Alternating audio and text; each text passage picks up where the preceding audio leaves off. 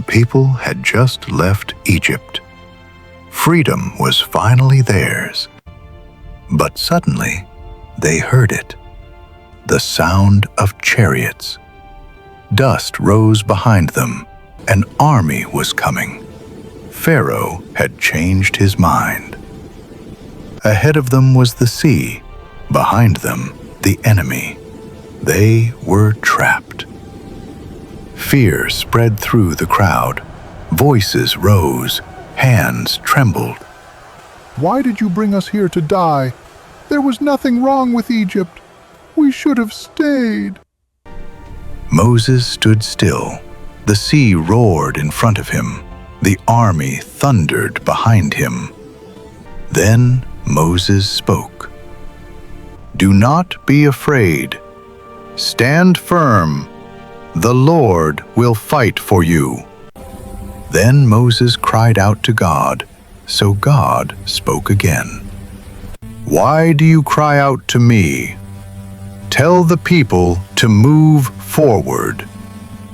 God told Moses to raise his staff, the same staff, the one from the desert, the one that once belonged to a shepherd.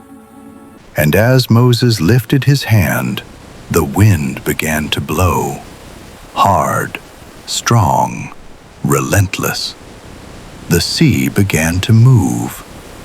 Water rose on the left, water rose on the right. The sea split apart, and dry ground appeared. The people stood in awe. Then they walked between walls of water, through the impossible. The cloud of God moved behind them, blocking the Egyptian army. But Pharaoh chased anyway. His chariots rushed forward. The Israelites crossed safely. Moses reached the other side. Then God spoke once more.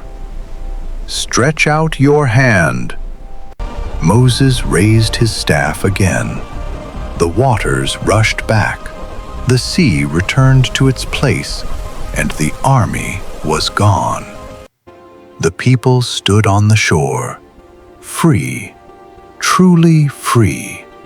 No chains, no masters, no fear behind them. They looked at Moses, then they looked to heaven, and they praised the God who saves. Sometimes God doesn't remove the sea. Sometimes He opens it. The same God who calls you is the God who makes a way, even when there is no way. But the journey was not over. The desert still waited, and God was not finished teaching His people how to trust Him. Until next time on Tiny Faith Tales.